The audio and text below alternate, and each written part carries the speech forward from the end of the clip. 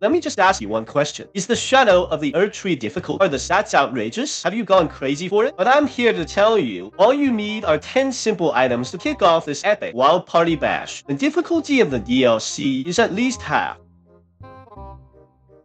First off, take it easy. Don't just rush to follow the plot and fight the boss. Head on out there and grab those scattered Tree fragments first. If you're heading into the DLC, seriously, you'll need at least 50 endurance, no joke, then surviving in the Land of Shadow. You need to just gather up those Tree fragments. Hurry, level up to 5, like super fast, and gain the exclusive blessing of the Land of Shadow. That is the most important task now. Land of Shadow Tree blessing is a DLC-only level up system. Use the fragments to boost blessing. Increase the attack and damage negation ability. It only works here. The most important is the damage negation. An example here, when my blessing level was at 3, I fought Twin Moons for an hour but lost. Got killed many times when he was about to die. The strategy I'm using here is seriously annoying shield poking. However, when I upgraded to level 4, I won the moons in just one go, and I didn't even use half of the health. That's the difference, folks. If you think the DLC is all about stacking numbers, you better start beefing up those stats, buddy. Once you tarnish step into the DLC, there are at least 9 Tree fragments scattered everywhere. Grab them for free. No boss fights needed. Look at these crazy marks I made on this map. If you've got hands, you can pick him up and level up.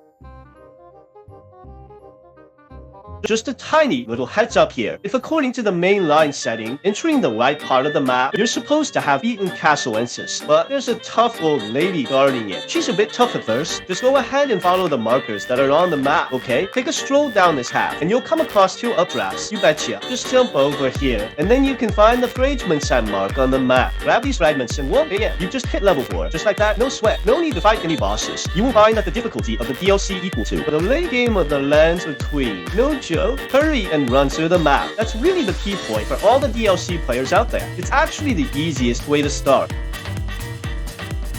Sort of like Tree fragments, your big bro also needs to be upgraded with procs from the Land of Shadow. That's how he boosts his power. Seriously, works for all ashes. No joke. Revered Spirit Ash blessing bolsters both Summon Cirrus and Sexual Steed's abilities to attack and negate damage. That's just the stuff you really need. Check out the spots I marked on the map, will ya? You will find that the Spirit Ash is more scattered. On the road, you might bump into some Guardian Spirits or even mobs, but don't worry at all. On the one hand, you are on a seed. On the other hand, the Spirit Ash will also increase the health of Taurus. So go ahead, grab your stuff and make a run for it. Once you finally get the Revered Spirit Ash I marked without fighting with any monster. The monsters in the DLC can't take down your Mimicaire. Take the Twin Moons as an example. The level 1 Mimicaire can't even make it to the phase 2, while the level 4 Mimicaire only lost a third of his health in the fight. Totally shows how leveling up turns him into a total beast. The same old advice. Scout the map before you face the boss.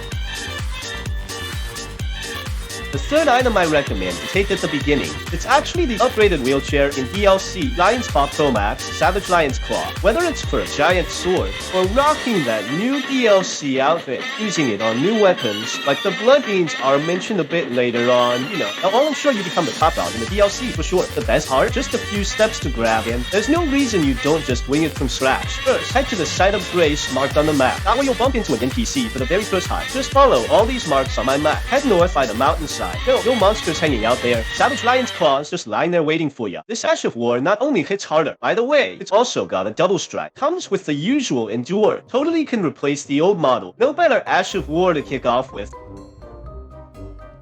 The fourth weapon I recommend to take at the beginning is the Backhand Blade. It's actually a new weapon added in the DLC, mentioned in previous vid, but wow, didn't expect it to be this handy. Knocks most monsters flat with just one whack, easy peasy. Light attacks and heavy attacks are continuous range attacks. With Blood Upgrade, it's seriously like the ultimate killer tool. The weapon skill Blind Spot is not only handsome, but you can also counter enemy strikes in a flash. It just needs some operation. To grab this weapon, just stand right here on this spot marked on the map. You can pick it up in the pavilion. Just keep an eye out, there are quite a few patrols around. You have to be careful. Compared with the weapons recommended later, the Backhand Blade is not very strong, but at the beginning of the game, it is definitely not worse than any other weapon. Similar to the Backhand Blade, if you love this leading build, then Beast Claw is one of the best you can get early on in the DLC. You only need to beat an NPC patrolling near the Spirit Ash at the beginning. From the first site of grace, entering the Land of Shadow, just head on eastward, that is, the right side of the map. Keep your eyes peeled while poking around those little trees. You'll totally spot this red-named NPC sticking out. The weapon he's holding is the Beast Claw. For those players who just started, it's a bit of a challenge, but whether it is the shield poke I recommended before, or the weapons like Giant Hunt, winning's easy for you. Keep eyes open open, especially if you've got the backhand blade I just mentioned, or any of the new weapons we'll talk about. Then, it turns out to be super easy. The Beast Claw has slash attacks that cause bleeding buildup. The damage is high, combining with the Lord of Blood's exaltation and winged sword insignia. You can easily dish out some serious hoopin'. There is also an old buddy who is very easy to use early, the Great Katana. It is indeed a katana. Just looking at the skill, this Great Katana from the Land of Reeds. It is obviously a tribute to the classic Sekiro. The weapon skill is really good to use. To get this weapon is really very simple. Just head to the marked side of grace, then dash to the middle of the lake marked here. Watch out for the material reused dragon here. No worries, just ignore it. When you spot something shiny, take it and run. The big knife is the Pro Max version of the meteoric or blade. It has a longer attack range and a much higher impact. The best thing, you can get it for free at the start. But if you have obsessive-compulsive problem, and is as stubborn as a mule, just won't listen. You just want to slay that ghost flame dragon. Any way to make it easier? Let's chat about another weapon. You get this weapon right off the bat. No waiting around. The Black Knight's Black Steel Grenimer. This weapon is on the same road as above. To take it, you just need to kill the Black Knight at the end of the road. Just head over to the church marked on the map. You can finish him with Hamadaza. It is hammer. It has some holy damage, just like that. It's totally for smashing this ghost flame dragon and all that sort of thing. But remember, make it upgraded.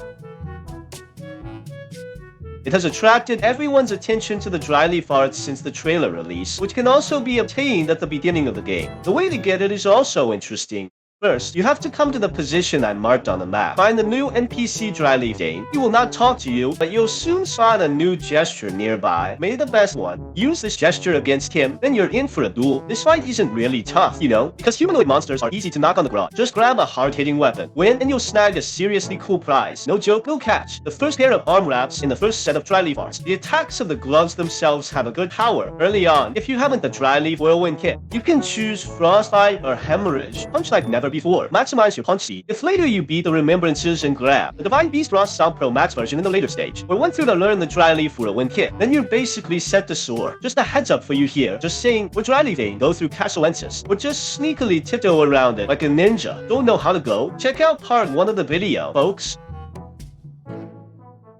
The next one I'll introduce is what I think in the beginning of the DLC, the two most awesome and easiest to snag weapons. First up, the one hyped in the trailer, Light Greatsword. Greatsword Milady. This dude might just be my favorite map clearing tool. The built-in weapon skill is top-notch. It's one of the quickest to pierce through enemies' guard. For fighting those small monsters, critical hit with 1 hit. For Horned Warrior or Curseway Labyrinth, it will take 3 hits. To snag the Milady, just stroll across the Alec Great Ridge. Head towards Castle-Ensis from the side of Grace right in front of the city. Just head left and you'll get to the Watchtower. Trust me, you just can't miss it. It's very simple. But Impaling Thrust is not the only skill that can be matched with a Light Greatsword. It's not far from where you get the sword. You can snag the wing stance that's showed in the clip. This Ash for the Light Greatsword is pretty cool too, especially for bleeding light attacks. But to take this Ash of War at the start, you almost have to run through the Castle-Ensis. That's quite a tough ask for new players, you know? Plus, this weapon skill's impact is mediocre, so I will still suggest that you use Impaling Thrust at the beginning. It's already a top-tier weapon for you.